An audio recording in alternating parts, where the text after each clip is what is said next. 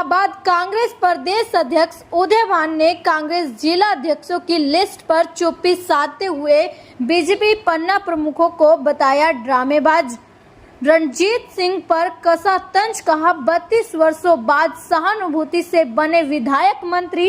भाजपा को पानी P P कर कोसते हुए कहा, भाजपा का यदि इतना जनाधार होता तो 14 में से 12 मंत्री नहीं होते। शाहबाद पहुंचे कांग्रेस प्रदेश अध्यक्ष उदयभान ने कांग्रेस जिला अध्यक्षों की लिस्ट पर चुप्पी साधते हुए बात को जलेबी की तरह गोल गोल घुमाते हुए बीजेपी पन्ना प्रमुखों को ही ड्रामेबाज, जुमलेबाजी की संज्ञा देते हुए कहा, उनका कोई जनाधार नहीं है।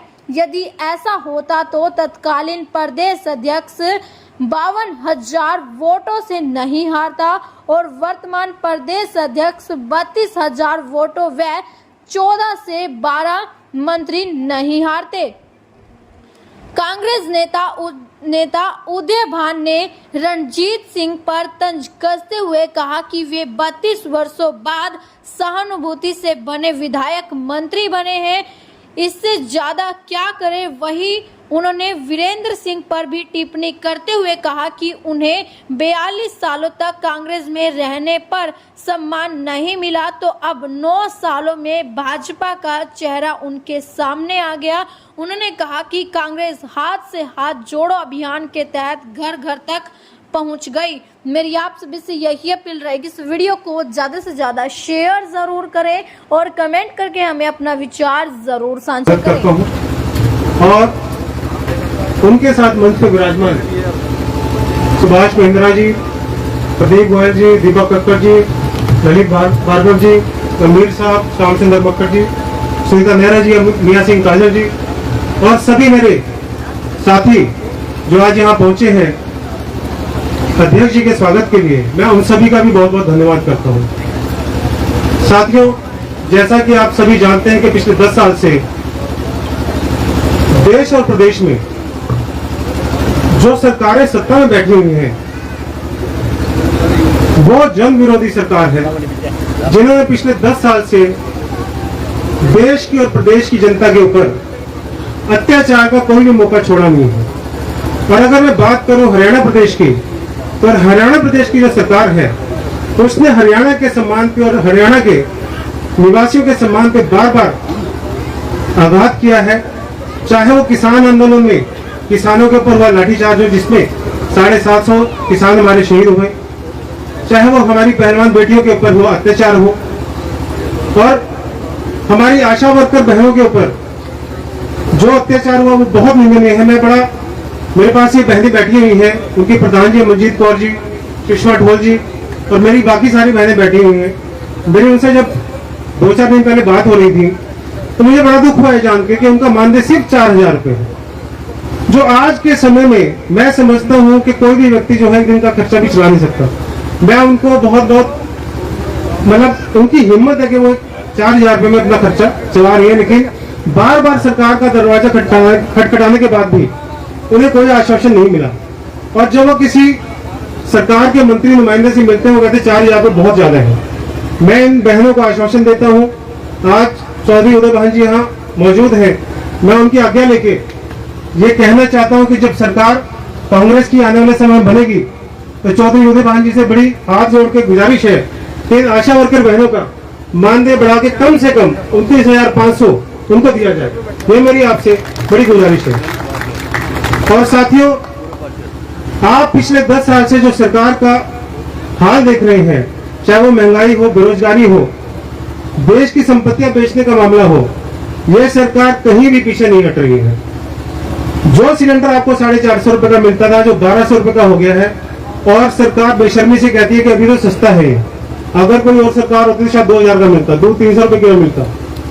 हम लोगों ने, देश की जनता ने, प्रदेश की जनता ने इनके झूठे बहकावों में आकर इनको सत्ता में लाने का काम किया था, और एक घुसखोरी इन्होंने किया कि कांग्रेस ने 70 साल से देश को लूटा है और आप लोग इनकी बातों में आ गए। लेकिन अगर आप पीछे मुड़ के देखेंगे, देश के इतिहास में देखेंगे, तो आज देश में जो भी संपदा आपको दिखाई देती है वो कांग्रेस की देन है। चाहे वो हॉस्पिटल है, सड़कें हैं, IIT, IIMs है, चाहे BHEL है, सरकारी जितनी भी इकाइयां हैं, वो सारी कांग्रेस की देन है। लेकिन आप इनके दुष्प्रचार में आ गए और पिछले 10 सालों में आपको 2 करोड़ रोजगार का वादा किया गया, आपको गैस सस्ती होने का वादा किया गया, आपको स्मार्ट सिटीज का वादा किया, लेकिन आपको मिला क्या? सिर्फ 5 किलो राशन। और उस 5 किलो राशन पे भी उसके थैले पे मोदी जी का चेहरा उस राशन से ज्यादा चमकता है। 50 रुपए का राशन देखिए 250 रुपए का जो थैला वो आपको दिया जाता है और उस पे वो आपको एहसान जताते, थैंक यू मोदी जी के बैनर आपसे लगवाते हैं। मैं ये आपसे पूछता हूं कि क्या सरकारें जो हैं, अगर आपको कोई वैक्सीन फ्री देती है, आपको शिक्षा फ्री देती है, तो क्या ये सरकार का काम नहीं है? आपने सरकार को चुना किस लिए था? आपने सरकार को इसलिए चुना था कि सरकार आपकी सुविधा के लिए काम करे, आपके रोजगार के लिए काम करे, आपकी हेल्थ के लिए काम करे, आपकी शिक्षा के लिए काम करे। लेकिन ये पहली बार देश में हो रहा है कि सरकार जो सत्ता में है, हमारे प्रधानमंत्री जी, हमारे मुख्यमंत्री जी देश की और प्रदेश की जनता को कहते हैं कि आप हमारा धन्यवाद करो, हम आपके लिए काम कर रहे हैं। वो एहसान दिखाते हैं, जबकि उन लोगों को आपका एहसान मानना चाहिए कि आपने अपनी वोट की ताकत से उन लोगों को सत्ता में बिठाया है। आज जिन लोगों ने, जिस वोटर ने उनको सत्ता में बिठाया है, जिस संविधान की वजह से वो सत्ता में बैठे हैं, आज वो उस जनता को और उस संविधान को कुचलने का काम कर रहे हैं। अभी कुछ समय पहले शाहबाद में जब बाढ़ आई थी तो बीजेपी का कोई भी व्यक्ति आपके दुख में शरीक नहीं हुआ, आपको याद होगा। लेकिन हमारे पूर्व मुख्यमंत्री और हर दिल अजीज नेता चौधरी भूपेंद्र सिंह हुड्डा जी आपके शाहबाद में पहुंचे, चौधरी उदय भान जी आपके शाहबाद में पहुंचे, लाडवा पहुंचे और आपके दुख में शामिल हुए। और ये मैं वादा करता हूं कि आने वाले समय में जब कांग्रेस की सरकार बनेगी तो शाहबाद का ये जो लाडवा का पुल है, जहाँ पानी का जल भराव होता है, ये वादा है, चौधरी उदय भान जी मौके पे है, उनकी आगे लेके कह रहा हूं कि ये समस्या आपकी सबसे पहले हल की जाएगी और जो मार्कंडे महाराज का जो बंद है उसको पक्का किया जाएगा। ये मैं आपसे वादा करता हूँ। और आप सभी का यहाँ पहुंचते हुए एक बार फिर बहुत बहुत धन्यवाद। 19 में आपको ध्यान हो 2019 का निकाला है तो हुड्डा साहब ने ये कहा था कि अगर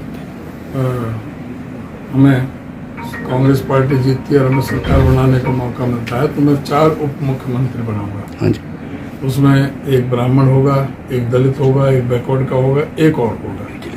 तो वो ही उसको दृष्टिगत रखते हुए उन्होंने तो वो बयान दिया है और इसके बारे में कोई बारे में डिटेल में बता सकते हैं तो हुड्डा साहब बता सकते हैं। जहाँ तक मेरा बात है, मैंने तो उसको जो प्रक्रिया है पार्टी के अंदर, उस प्रक्रिया के बारे में बताया कि हमारे पार्टी में जो फैसले होते हैं वो इसी तरह से होते हैं कि वो पहले विधायक दल की मीटिंग होती है, सरकार में अगर हम सत्ता में आते हैं विधायक दल की मीटिंग होगी, उसमें AICC की तरफ से ऑब्जर्वर आते हैं, उसमें कोई फैसला होता है मुख्यमंत्री के लिए, मुख्यमंत्री का फैसला होने के बाद फिर ये डिसाइड मुख्यमंत्री परामर्श करते हैं, मुख्यमंत्री परामर्श करता है हाईकमान से और उस समय बनाए जाते हैं, चाहे वो डिप्टी CM हो, चाहे वो कैबिनेट मिनिस्टर हो, चाहे वो राज्य मंत्री हो, ठीक होता है सर। जैसे कांग्रेस 5 राज्यों में सरकार बनाने का 87 के बाद में तो 2019 में 32 साल बाद वो MLA बना।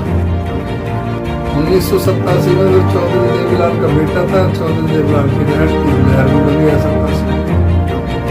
उसके बाद में 2019 में लोगों की सहानुभूति मिल गई, यहाँ टिकट कट गई कांग्रेस की, तो उस लहर उसमें वो सहानुभूति लहर में वो जीत गया। 32 साल बाद तो चारा जाकर के MLA बना, फिर वो मंत्री बन गया, तो वो उसको इससे ज्यादा क्या हो सकता है। लगातार विक्रमजीत और के हल्के में लगातार करेगा हरियाणा में, जबकि वो तो पन्ना प्रमुख तक जा पहुंचे हैं, जैसे है नहीं यहाँ भी जो अभी जिला अध्यक्ष 26 सितंबर को अनाउंस करने थे। इनसे बड़ा कोई जुमलेबाज है देश में? इनके कहीं पन्ना प्रमुख, मुझे तो कहीं पन्ना प्रमुख मिले नहीं। अपने जो वर्करों को बिठा देते हैं ये पन्ना प्रमुख। अगर इनके पन्ना प्रमुख होते तो इनका प्रदेश अध्यक्ष 52,000 वोटों से हार जाता। अगर इनके पन्ना प्रमुख होते तो जो अब प्रेसिडेंट है, जो उस समय कैबिनेट मंत्री था, वो 32,000 से नहीं हार जाते। अगर इनके पन्ना प्रमुख होते तो 14 में से 12 मंत्री नहीं हार जाते। ये ढकोसला है, ड्रामा है, इनके जुमले हैं और हम तो घर घर तक पहुंच गए हाथ से हाथ जोड़ो कार्यक्रम के माध्यम से। ये तो सर जैसे जाओ कि ये राजस्थान की बात छोड़ो, हरियाणा की बात करो, 32 बार पर्चे लीक होएगा नहीं होएगा? आप बताइए। अभी अभी 100 जगह एचएस की निकाली, 300 आदमी नहीं मिले इनको, 61 आदमी इंटरव्यू हुए, 61 में से कितने सिलेक्ट होंगे ये नहीं पता।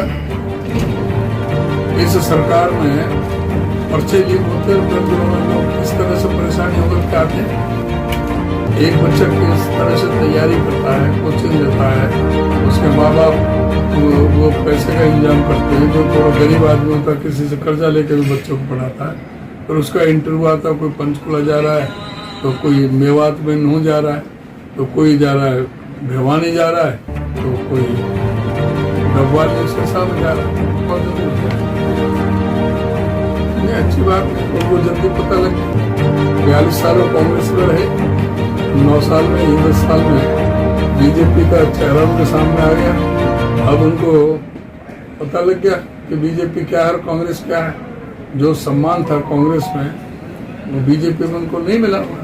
जब इस तरह की बात है, और ये हमारे लिए उनकी बात नहीं है, वो होगा तो हाईकमान में जाकर के मिलेंगे, बात करेंगे। वो अगर कोई ऐसा उनकी तरफ से प्रचार हुआ